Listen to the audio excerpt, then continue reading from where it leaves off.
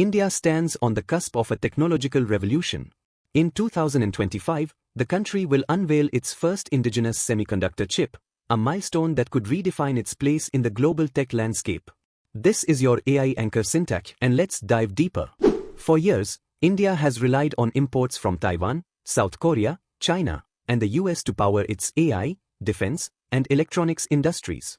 But now, the nation is taking control of its semiconductor future. The government has made chip manufacturing a top priority. Union Minister Ashwini Vaishnaw recently announced that India's efforts are bearing fruit, thanks to a $10 billion incentive program launched in 2022.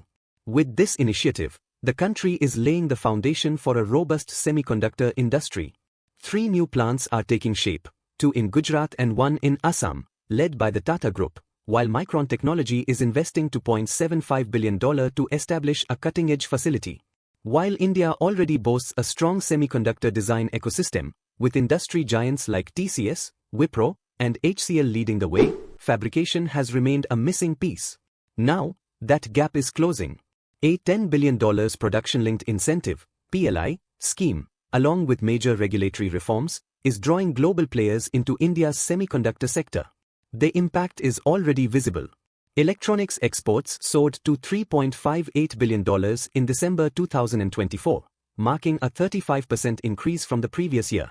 Meanwhile, Apple has doubled its production in India, with 25% of iPhones expected to be manufactured locally by 2025. India has set an ambitious goal to achieve in a decade what China accomplished in 30 years.